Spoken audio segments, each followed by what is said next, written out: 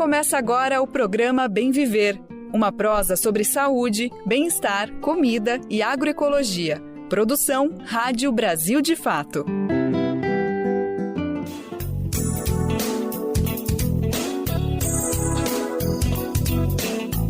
Olá, minha gente, está no ar mais uma edição do Bem Viver, a nossa prosa diária sobre meio ambiente, agroecologia, comida saudável e cultura popular. Hoje é segunda-feira, 21 de abril de 2025, feriado de Tiradentes. Vamos falar bastante sobre quem foi esse personagem da nossa história. Eu sou Afonso Bezerra e estou substituindo temporariamente o nosso querido Daniel Lamir e você está ouvindo o Bem Viver, uma produção do Brasil de Fato. Escuta só o que a gente separou para a edição de hoje. Você sabe quem foi Joaquim José da Silva Xavier, ou melhor, Tiradentes? No Conversa Bem Viver de hoje vamos descobrir novas informações sobre esse personagem da nossa história. E por que a data de hoje é feriado no Brasil, você sabe? CPI investiga as causas da degradação ambiental no Rio Melchior. Vamos conhecer um som que vem de Belém. Há 2 décadas, o Tamuatá de Tucunduba promove arte e resistência na capital paraense.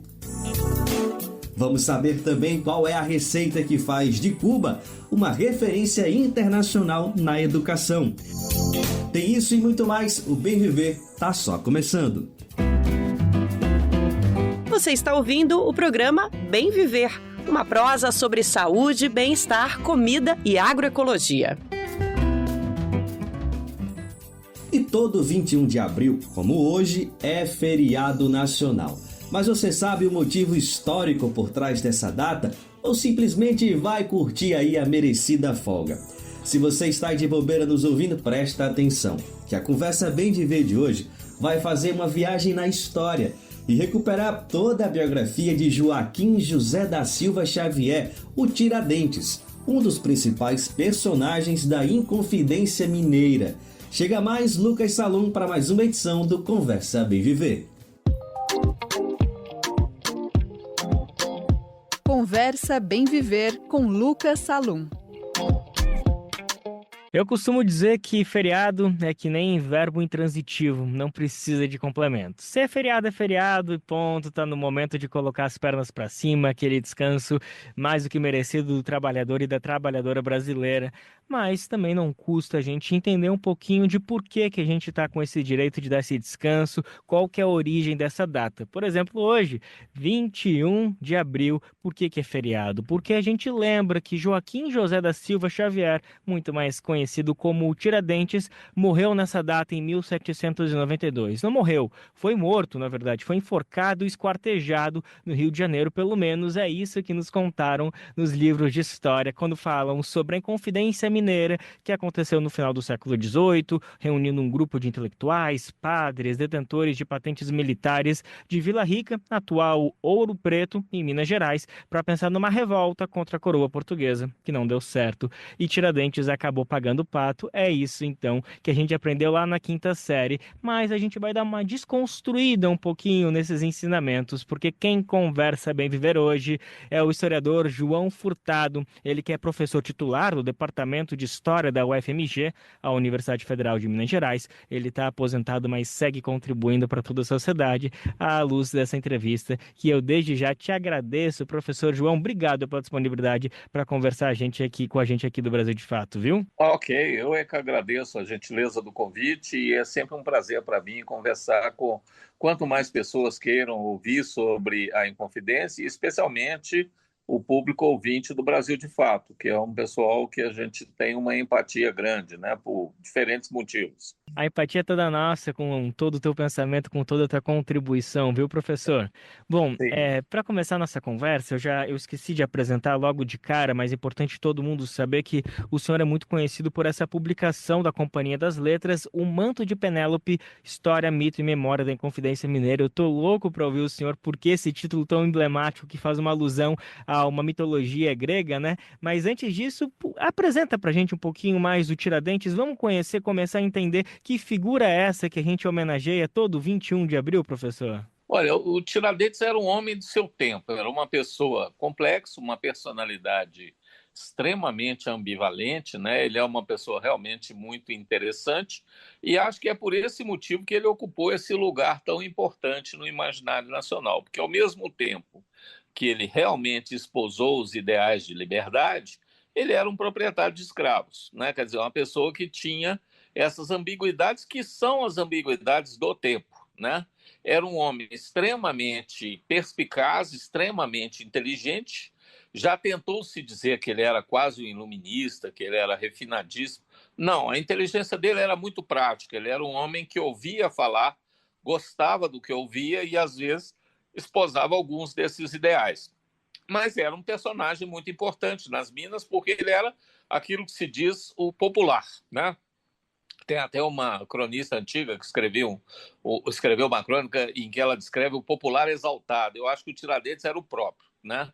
Era aquele tipo que, de repente, ele ficava bastante incomodado com questões que lhe pareciam injustiças, e aí ele se empolgava com certas teses que, na época, estavam em voga, né? Sobretudo nos Estados Unidos, né? Na antiga as 13 colônias, e ele esposava um pouco essas ideias com paixão, né?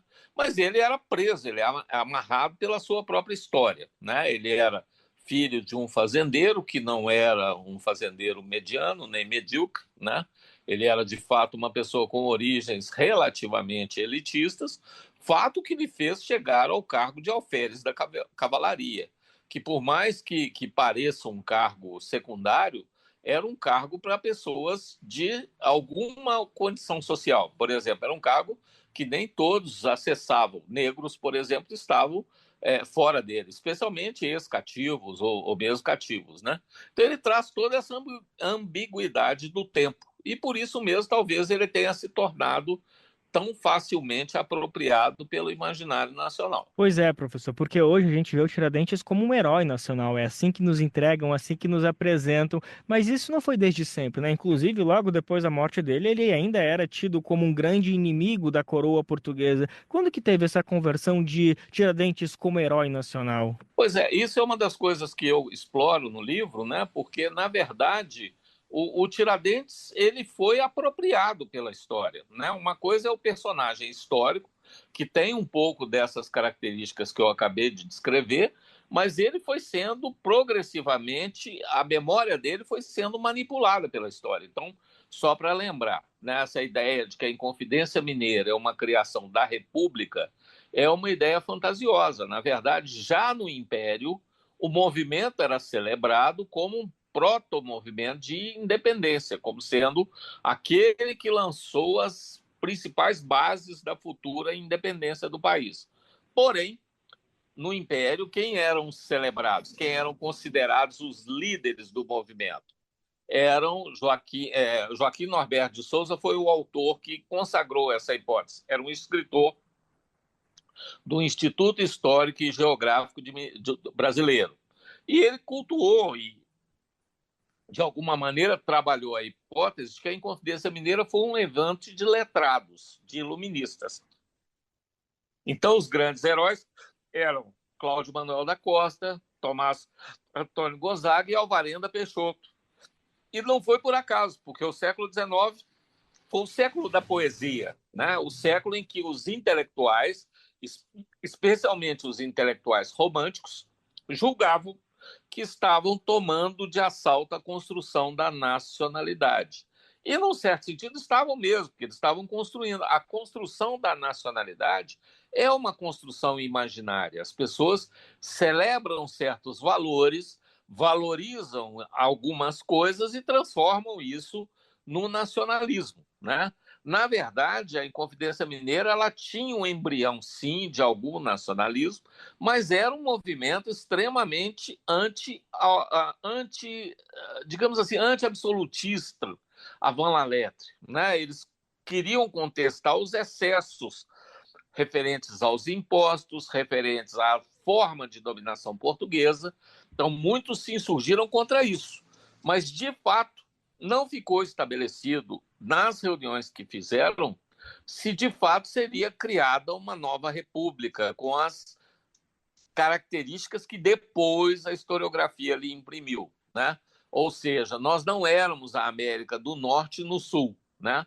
A começar pelo republicanismo, que aqui era muito tacanho, era uma coisa muito pequena, digamos assim. Os Estados Unidos já estavam inspirados pelo liberalismo, né, dos grandes pensadores europeus, mas aqui em Minas Gerais nós ainda estávamos amarrados ao iluminismo português, que era um iluminismo aristocrático, que ele estava filtrado pela própria condição aristocrática daqueles que o difundiam.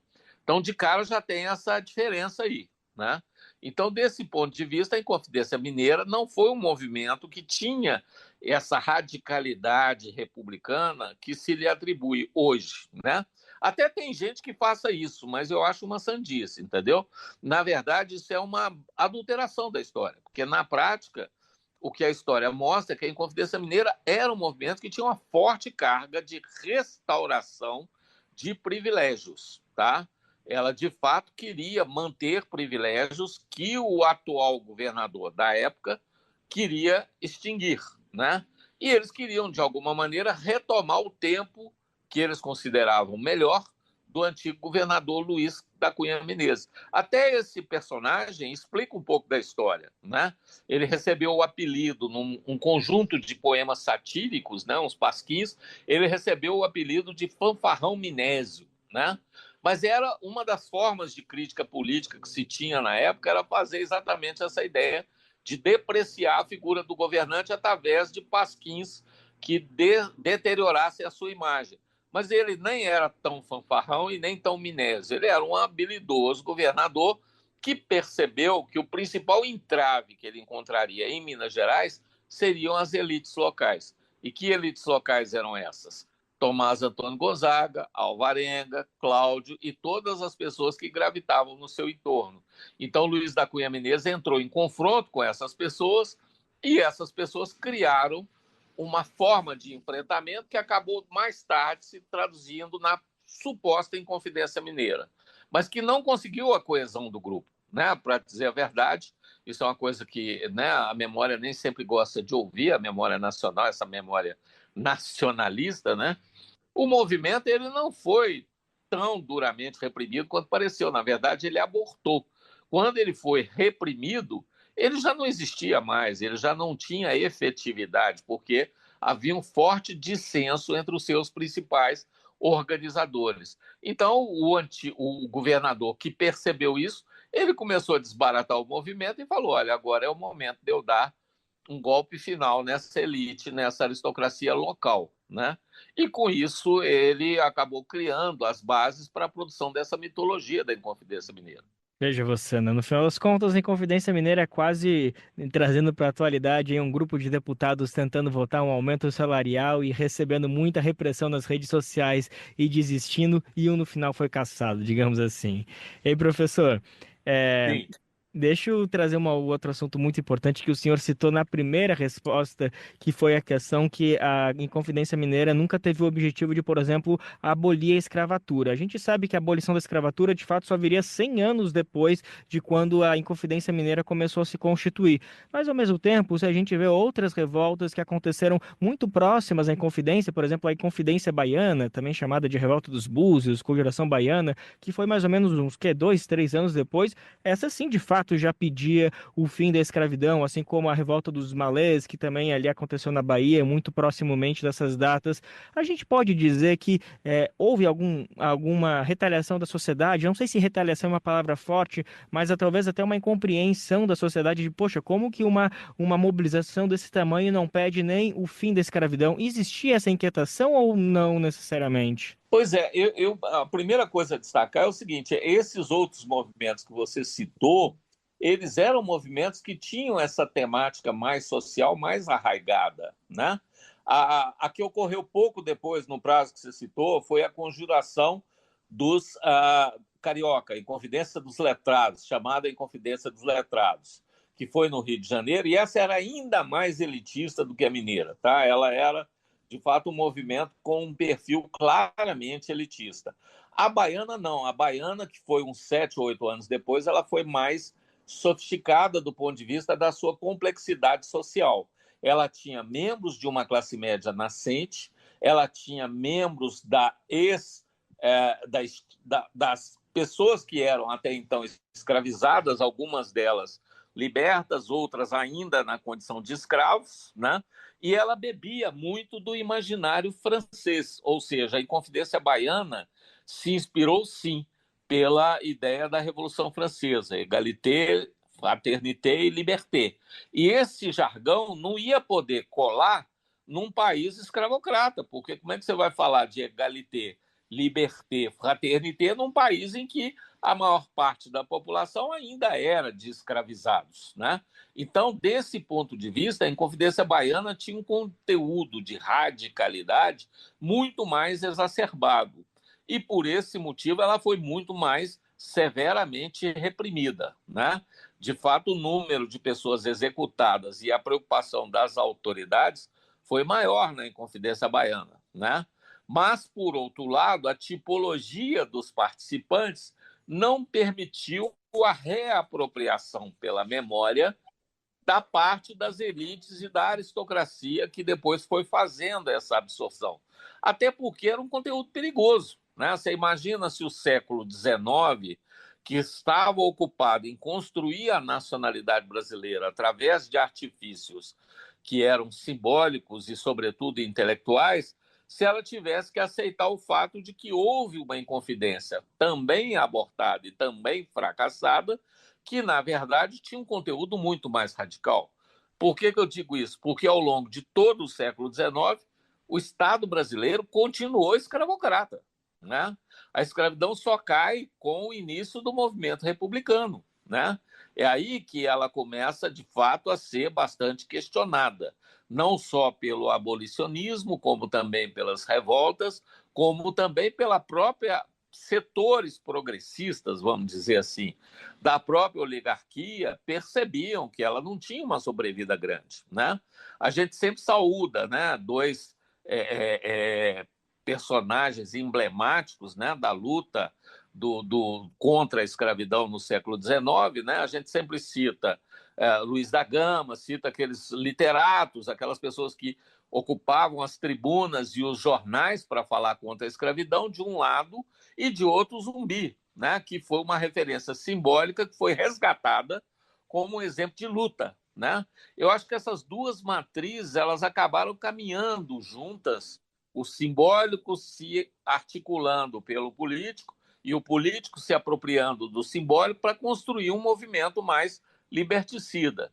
E talvez por isso é que a Inconfidência Mineira depois passou por uma nova leitura, ou seja, aquele movimento que eu disse que ele era o tempo todo calcado e focado nas elites poetas, né, nos Cláudio Manuel, nos Alvarenga, etc., de repente foi se resgatando a figura do Tiradentes, como se tivesse sido o grande líder da Inconfidência.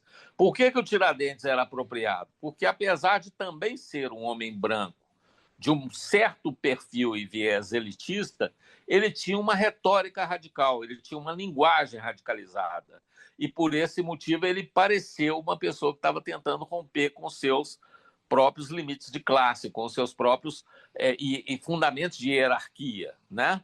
Mas isso foi feito como? Historiograficamente, porque, na prática, não houve na Inconfidência Mineira uma decisão pela libertação da escravidão, né? Mas, de qualquer maneira, o Tiradentes ele foi apresentado como um libertário, como um liberticida, quando a República quis se implantar e falou assim, olha, pegar uns Luiz da Gama, pegar uns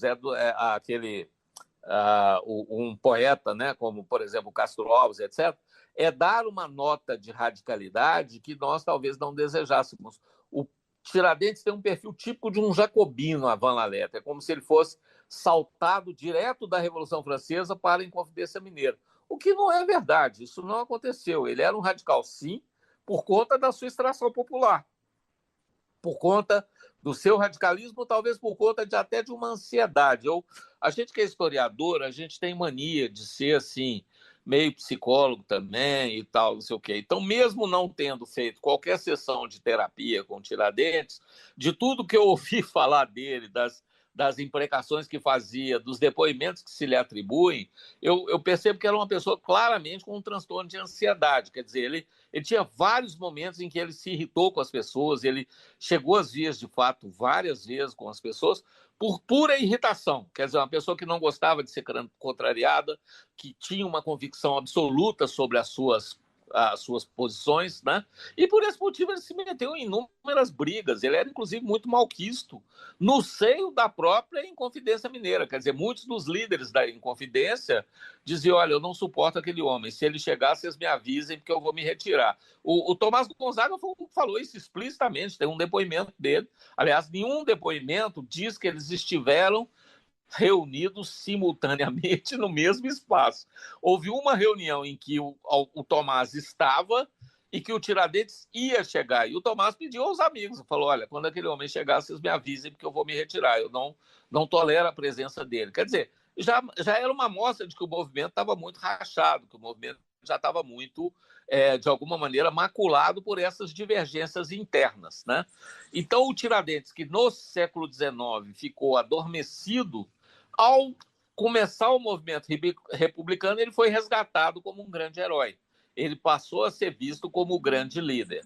Uma liderança que, honestamente, eu li todos os autos, eu li todos os depoimentos e devo afiançar, essa liderança não existia, ela, de fato, não acontecia, né? Ele era um ativista, digamos assim.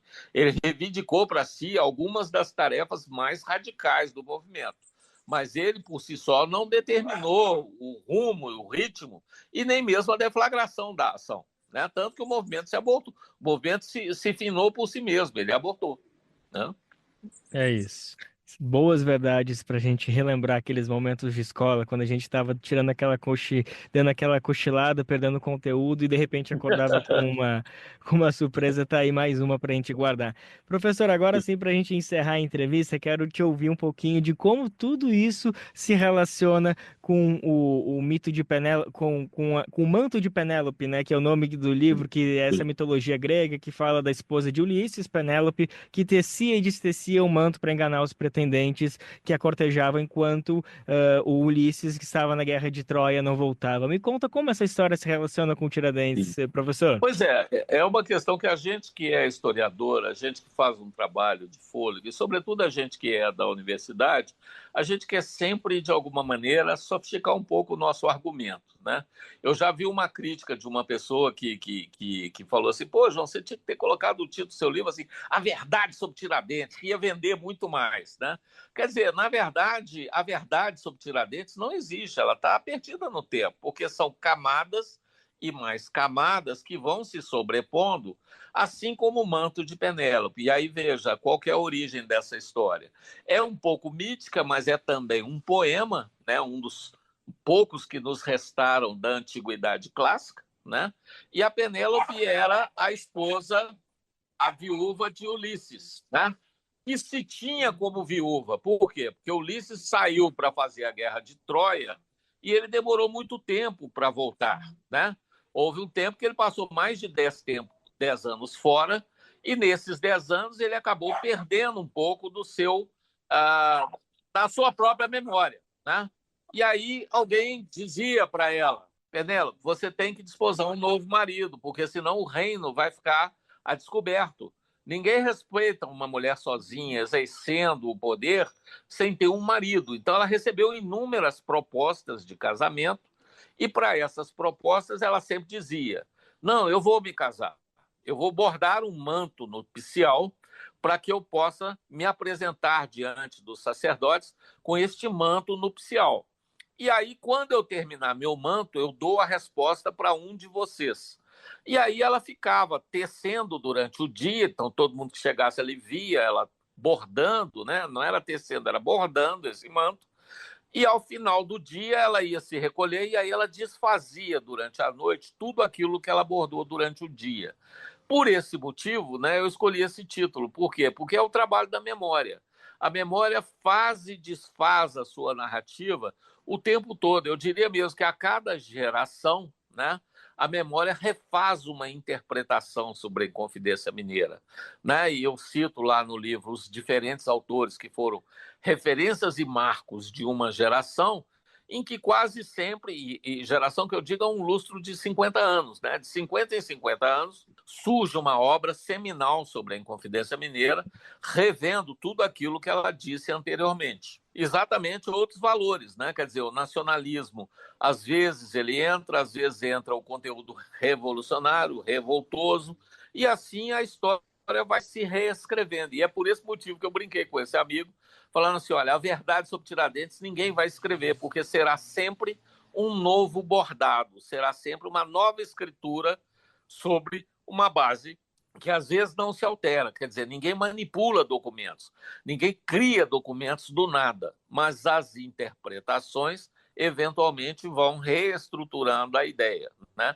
Eu mesmo, no meu trabalho, do que eu me alimentei? Eu me alimentei da crise do nacionalismo, né? Esse nacionalismo, que, diga-se de passagem, está sendo agora revigorado pela direita, o que eu acho um retrocesso, né? Um retrocesso absoluto, porque eu sempre comentava, quando eu ainda estava ativo com os meus alunos, que o nacionalismo, isso, na verdade, vem até mesmo da internet. Nacionalismo é uma coisa que a direita inventou para te ensinar a sentir raiva de quem você não conhece, daquele estrangeiro que você nunca conheceu, e sentir orgulho do que você nunca fez. Quer dizer, se sentir orgulho de um passado do qual você não participou. E, na verdade, qual que é o objetivo de todo o nacionalismo, desde o início da época moderna até os dias que correm? É um objetivo econômico, de manter sob controle a exploração do trabalho, de alguma maneira, por pessoas que detêm ou o controle dos meios de produção ou o controle do capital.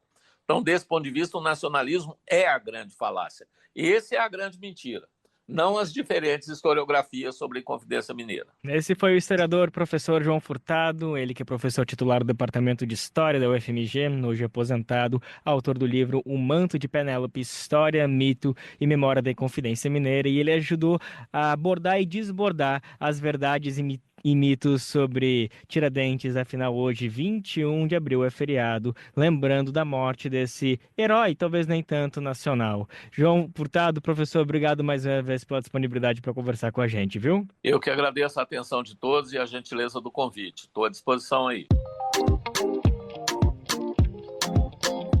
Conversa Bem Viver com Lucas Salum.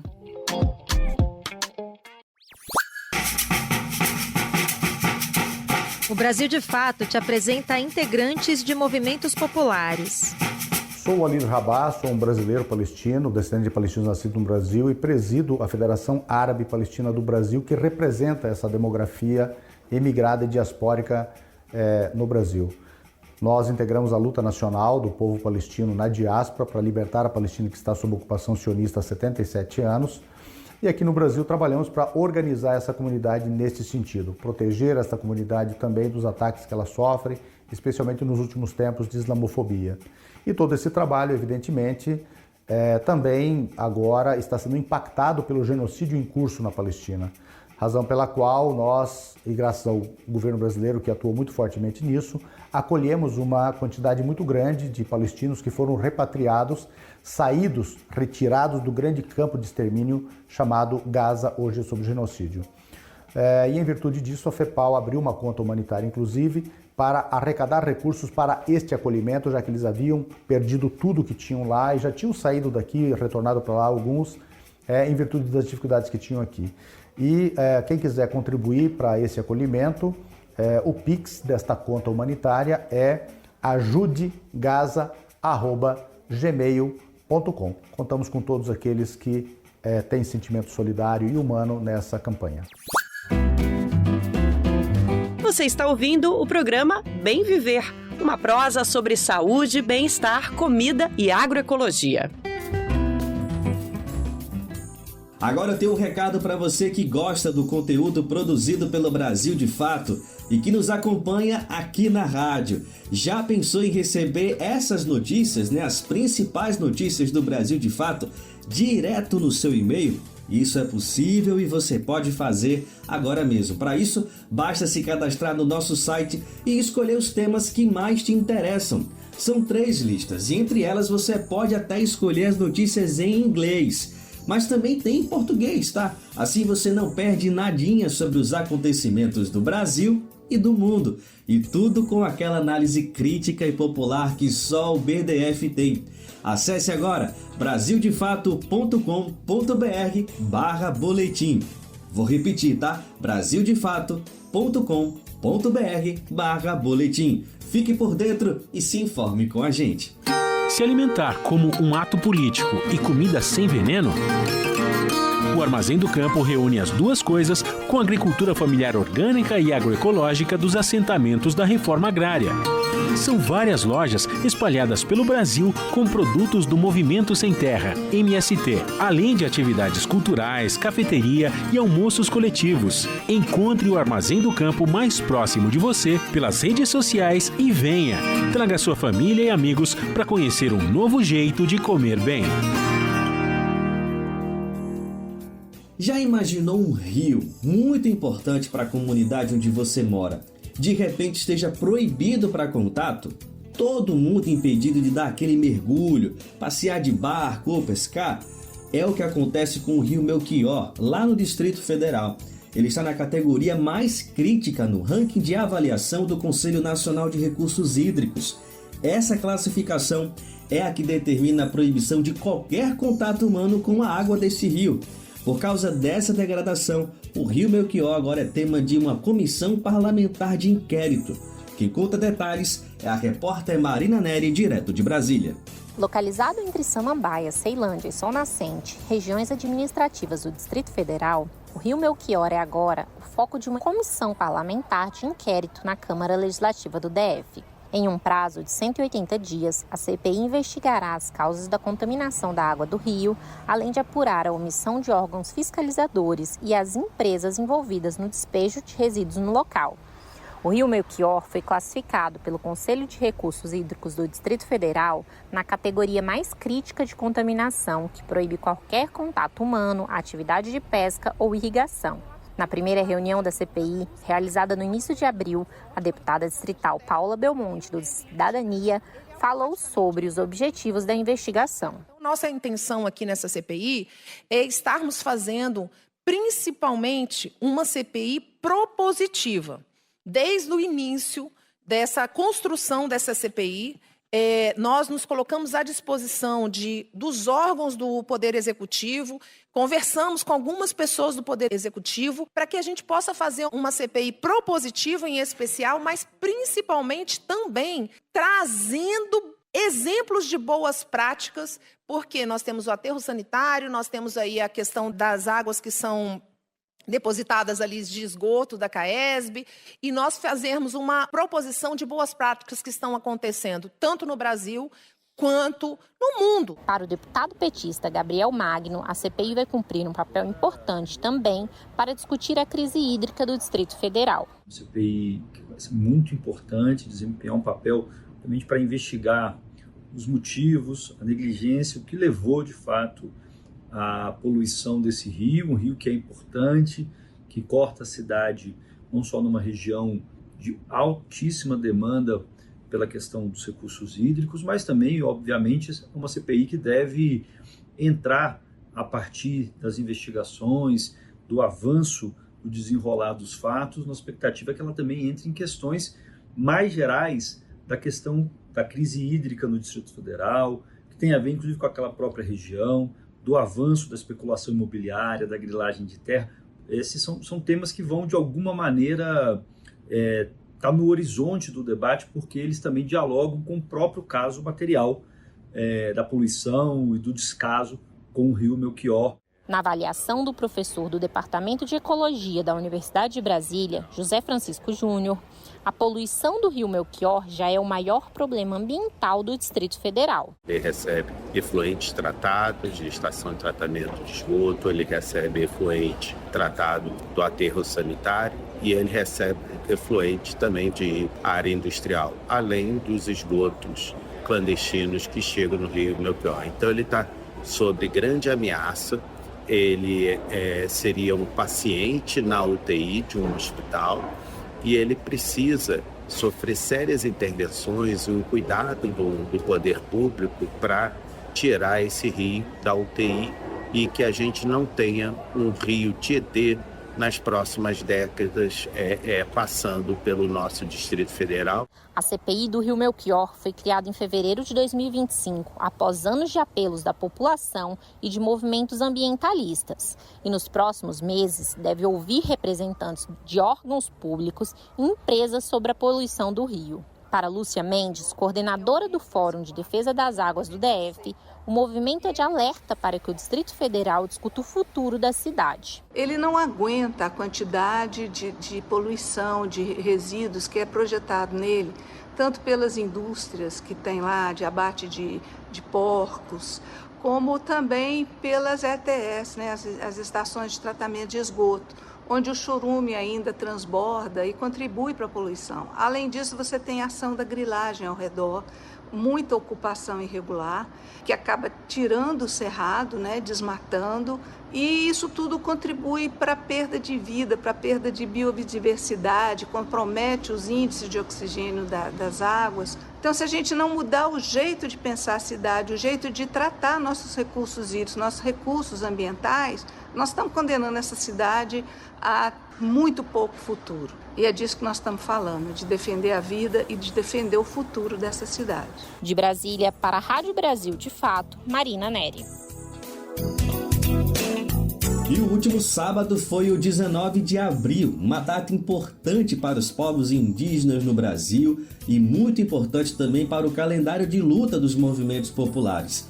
Nesse dia, os indígenas celebram toda a existência da população originária do país e pautam também algumas reivindicações, como a demarcação de terras e a derrubada da lei que cria um marco temporal para as novas demarcações. Além disso, diversos grupos reunidos em Brasília durante o acampamento Terra Livre, uma das maiores manifestações do país, denunciaram o avanço do garimpo ilegal e algumas iniciativas controversas do governo, como a intenção de pesquisar a extração de petróleo na margem equatorial na foz do Amazonas. O tema tem colocado em campos opostos o governo Lula e ambientalistas, indígenas e estudiosos do assunto.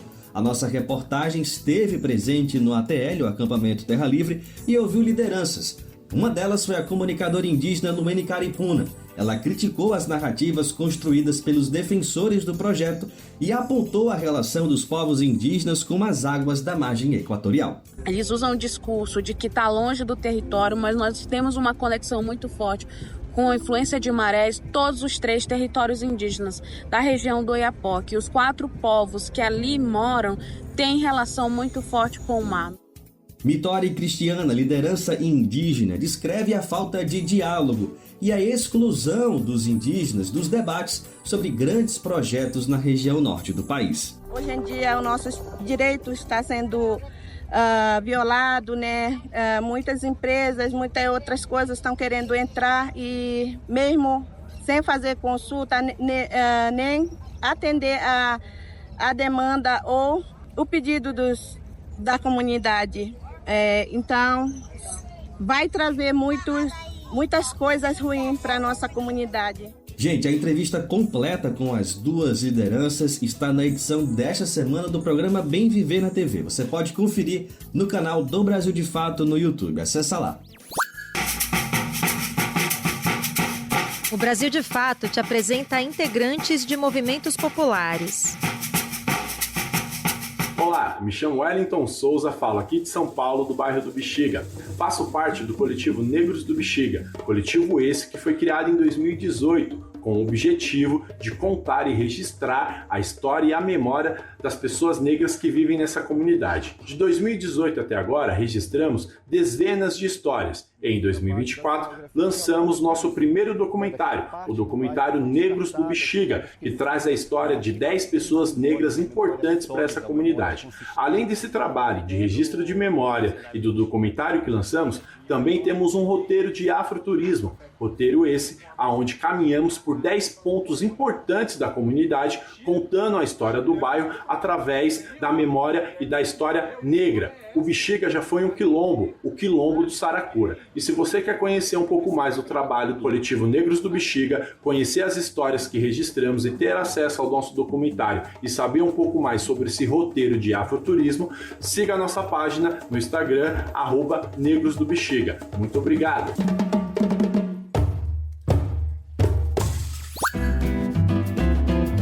Você está ouvindo o programa Bem Viver, uma prosa sobre saúde, bem-estar, comida e agroecologia.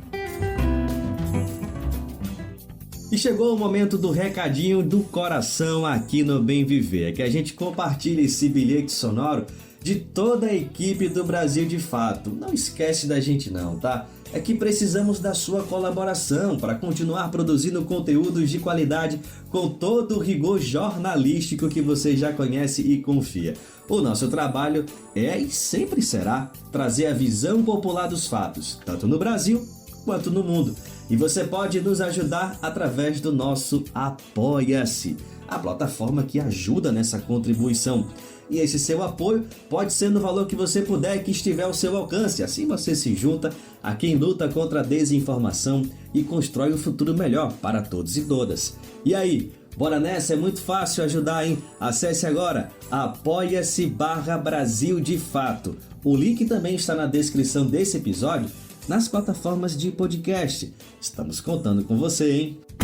Brasil de Fato, uma visão popular do Brasil e do mundo. Leia e ouça as informações que mais interessam no seu dia. Política, economia, direitos humanos, cotidiano, saúde e cultura, tratados com pluralidade e diversidade. Jornalistas, articulistas e movimentos populares reunidos em um só veículo. Esse é o Brasil de Fato. Conteúdos em texto, áudio e vídeo que informam e contribuem na luta por uma sociedade mais justa e fraterna. Quer ficar por dentro? Então acesse brasildefato.com.br.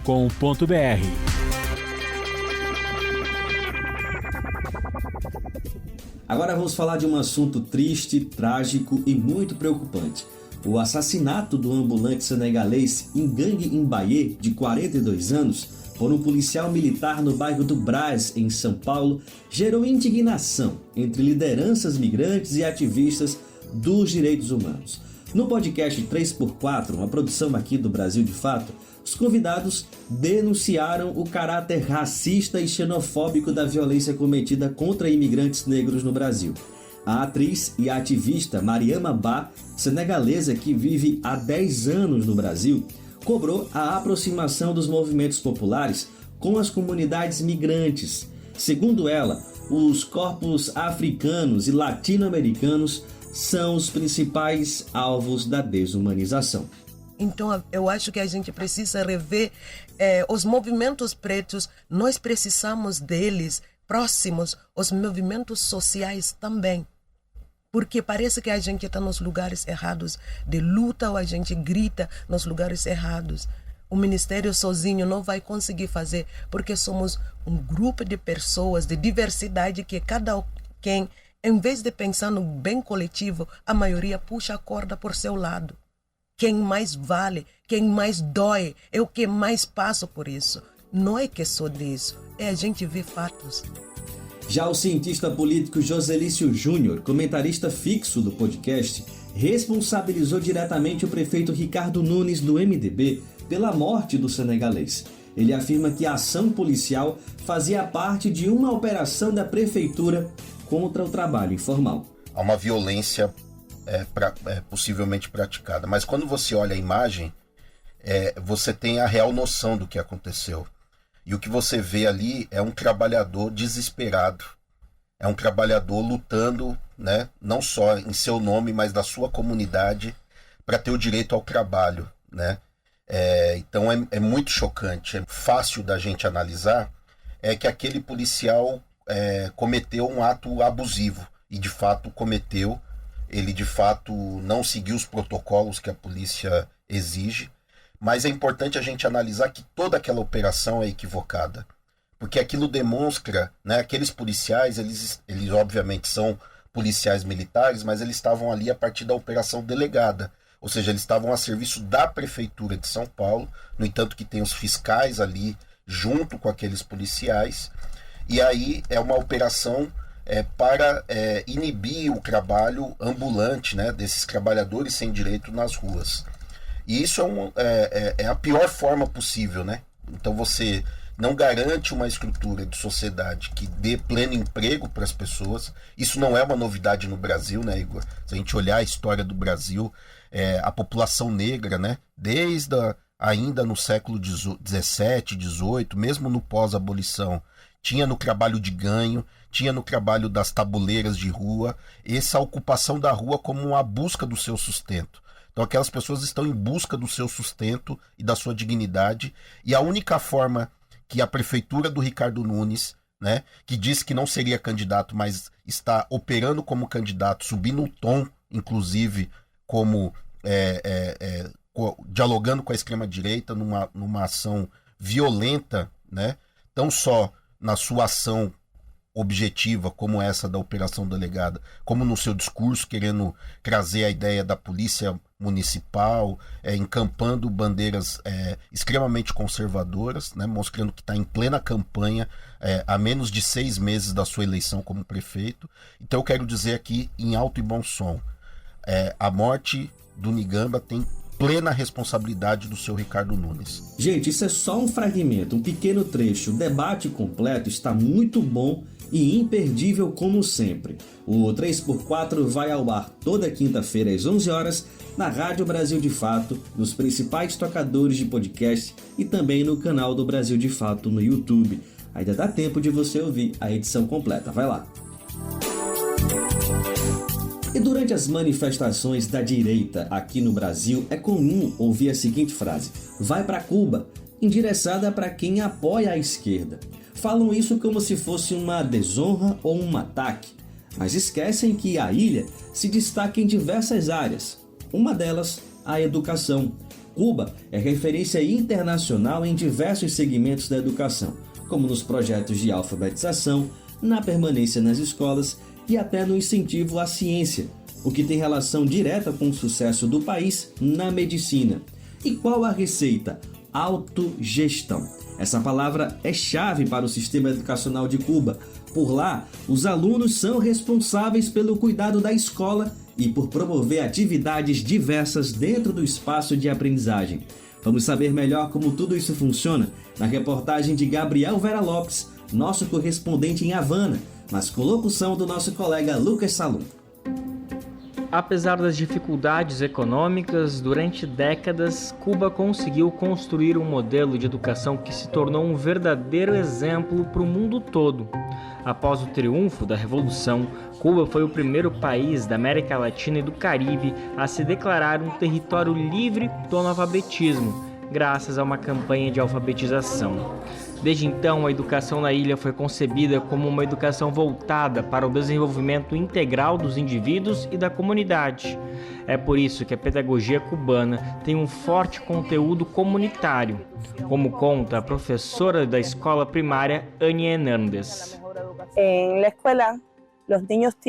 Na escola, as crianças têm um relacionamento muito forte com a comunidade em que vivem. Nós nos inserimos na comunidade e atendemos às instituições de uma forma que as crianças se sintam parte de seu ambiente. Elas visitam os centros de trabalho próximos, interagem com eles, trazem suas atividades culturais, coral, músicas, dança. E essas instituições contribuem para o nosso centro, nos fornecendo treinamento e, às vezes, recursos especializados que podem aprofundar a educação das crianças e proporcionar para elas outros conhecimentos que estão fora do currículo, mas que ajudam a prepará-las para a vida. Uma parte essencial do ensino das crianças é aprender sobre a auto-organização da comunidade, com os colegas da escola. Para isso, as crianças mais novas participam da organização Pioneiros José Martí, semelhante à organização de escoteiros, onde, durante as atividades, também aprendem a discutir as diferenças. Ania Hernández fala mais sobre isso. Eles são os pioneiros que organizam o trabalho na escola, realizam atividades culturais, mas também atividades de limpeza, trabalham na horta da escola, semeiam, ajudam os professores e até mesmo desempenham um papel de liderança na preparação das aulas. Há um movimento de monitores que podem ver os alunos dando aulas, organizando o trabalho em equipe, até fazendo visitas aos companheiros de classe que estão doentes. Eles organizam as casas de estudo, autogerenciando diretamente o próprio conhecimento sob a supervisão de um professor que os orienta. Eles desenvolvem valores humanos como solidariedade, ajuda mútua, autogerenciamento e oferecem a eles uma ampla gama de soluções para problemas da vida real, com os materiais que têm em mãos. Ou seja, nós os preparamos para a vida. es decir, los preparamos para la vida. Os projetos de auto-organização são compreendidos em todo o sistema educacional. Assim, durante a universidade, os alunos que quiserem podem se inscrever para dar aulas em nível intermediário e, assim, ajudar os futuros estudantes universitários. A estudante de Direito, Laura Isabel, gosta da iniciativa. Acho que o projeto em si, a iniciativa, é muito importante. Como jovens, sabemos que passamos por esses níveis de ensino há relativamente pouco tempo e entendemos as necessidades dessas crianças. Em primeiro lugar, elas precisam de professores que as ajudem nas matérias em que têm dificuldades. Em segundo lugar, o contato com jovens universitários é enriquecedor em qualquer nível de ensino. Primeiro, as crianças passam a ver a universidade de uma perspectiva mais próxima e acessível. Segundo, ter professores jovens pode ser motivador, ajudando-as a se abrir mais para as disciplinas e não vê-las como algo tedioso. Para os jovens que participam do projeto, a experiência também é valiosa, especialmente para aqueles que seguem carreiras como pedagogia. Apesar das conquistas educacionais de Cuba, que permitiram que o país fosse o primeiro da América Latina e do Caribe a desenvolver uma vacina contra a Covid-19, a educação na ilha caribenha ainda precisa enfrentar o bloqueio econômico, que dificulta o desenvolvimento da educação todos os dias, como reflete a professora Anny Hernandes. Temos um direito conquistado, o direito à educação. Nós nos esforçamos como instituição, como professores, como governo, para que essas crianças tenham a melhor educação. Mas o governo dos Estados Unidos, com o embargo econômico e o bloqueio, nos sufoca, nos limita com este bloqueio. Eles fazem com que a educação perca qualidade no sentido de recursos escassos, mas nós crescemos porque temos os recursos humanos e sempre os professores. Os professores cubanos tentam fazer com que a educação cresça e dê frutos, e as conquistas podem ser vistas dia a dia. De São Paulo, da Rádio Brasil de Fato, com reportagem de Gabriel Vera Lopes em Havana, Cuba, locução Lucas Salum.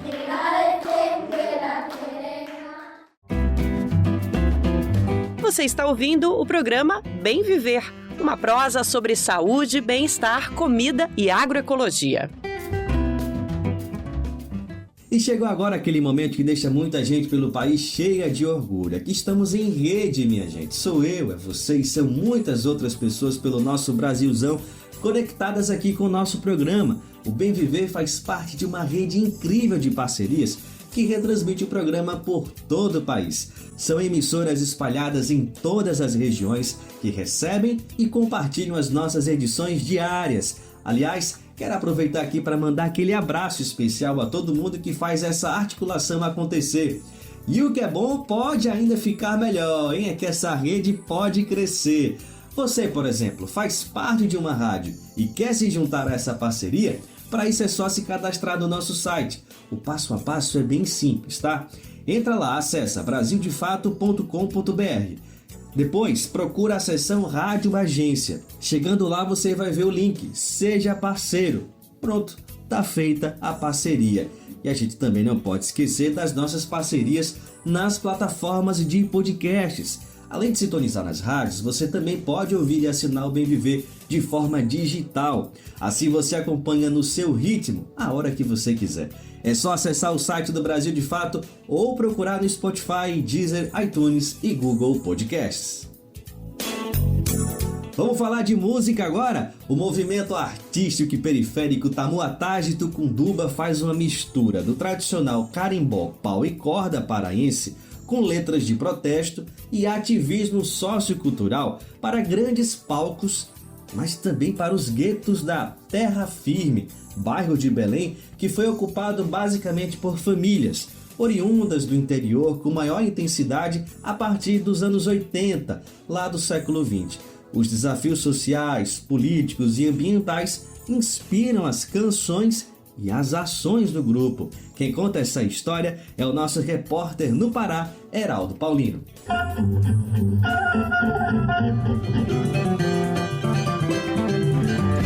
Mosaico Cultural, uma produção Rádio Agência Brasil de Fato.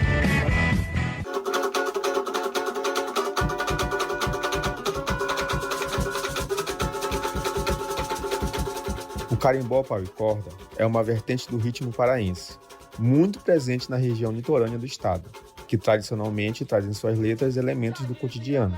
Inspirado nessas raízes, o grupo Tamoatás do Tucunduba, que em 2025 completa 20 anos, foi formado originalmente por uma dupla que vivia imersa no movimento anarcopunk. Eles perceberam com o tempo que o carimbó também pode ser um som das periferias da metrópole da Amazônia, como explica Cleiton Leon, um dos cofundadores do grupo. Houve uma diferenciação aí, e nesse processo, né, do carimbó, né, que foi a questão da gente poder falar da nossa quebrada, né? Poder falar do contexto que a gente vive realmente, já que o carimbó fala das vivências, né, das histórias de vida, das superações, da natureza, né, que é um lugar muito do caboclo, né, do interiorano, né, ou seja, lá do carimbó praiano também a gente estava, né, naquele encontro com o carimbó. A gente foi então buscar o nosso lugar do carimbó, né, e o nosso lugar aqui é a periferia. Mataram o rio por matar, sujaram o rio por sujar, e o Tucunduba não se pega nem Tamoatá. Mataram o rio por matar, sujaram o rio por sujar, e o Tucunduba não se pega nem Tamoatá. O nome vem do tamoatá, um peixe que costuma ser encontrado até mesmo nos canais e igarapés mais poluídos de Belém. Esse é o caso do rio Tucunduba, que banha os bairros periféricos da Terra Firme e do Guamá, onde várias famílias mantêm a tradição ribeirinha, porém, num contexto de periferia. Elinael de Oliveira, cofundador do grupo, fala como o carimbó interiorano se conecta ao periférico. Quando o caboclo, o morador do interior, ele pega e não tinha outro jeito, né? Não tinha dele fazer, ele criou sua própria música, junto com outras vertentes que vieram, e ele faz o carimbó e ele canta o que ele vê, ele canta o que ele vive, e vai tirando as letras, e os instrumentos são da própria natureza, né? Ele vai tirando da árvore, ele faz da poeira, ele vai fazendo os instrumentos da própria natureza. E o nosso carimbó, o carimbó periférico, é a mesma coisa, só que a gente vai fazer o que a gente não tem, a natureza a gente não tem. Eu tenho violência, eu tenho... a maioria dos meus colegas da minha juventude, tudo morreu. Então eu tenho isso como base para cantar. A dupla Elinael e Cleiton são parceiros que beberam de diversos espaços de educação popular. Naturalmente, para eles, o grupo tem um compromisso social que converge com as pretensões artísticas. Ao longo dos anos, conquistaram um público cativo. Já se apresentaram em grandes festivais e em vários estados do Brasil. Quem fala sobre isso é Francisco Batista, uma das principais lideranças comunitárias do bairro. Para além de cantar, eles também fazem um trabalho fantástico na área ambiental. Já realizaram caminhadas, oficinas de reaproveitamento de materiais recicláveis. Foi algo muito bonito. Então, o Tamoatá no Tucunduba, além de expressar uma arte bonita da nossa região, mas também ajuda a pensar numa sociedade melhor através do desenvolvimento sustentável. Os Tamoatás do Tucunduba tiveram várias formações ao longo dos anos. O mais novo integrante, João Souza, lembra as pessoas que visitam Belém para a COP ou em outras ocasiões que a experiência da arte popular da periferia merece ser vivenciada. Vai muito além de só do ritmo, sabe? Envolve muito mais, envolve religião, envolve um contexto político também, que, sabe, sempre a gente bate nessa tecla que é só a galera ouvir um tambor nas praças que logo eles, sabe, fecham, mandam a polícia, é gás lacrimogêneo, é bomba de efeito moral. E, sabe, quando a gente vê outros ritmos tocando com um paredão no talo, e aí, sabe, não é aquela mesma truculência, naquela mesma abordagem. Mas o carimbó, ele é por conta disso que, tipo, ele é descriminalizado, por conta que vem da religião. Então, uma roda de carimbó, ela vai muito além só do ritmo. Ela vem da religião, ela vai pro teu espiritual. Quando tu sente aquele tambor, a pessoa que já é acostumada com as igrejas de matriz africana, elas conseguem se identificar muito mais, conseguem se identificar rápido. Por quê? Por causa do tambor, por causa das músicas, a letra. Então, é uma experiência muito boa. A gente consegue sentir aquela energia, sabe? Andarilho de vários canais, minha vida é uma correria, me alimento do... De Belém, para a Rádio Brasil de Fato, Heraldo Paulino.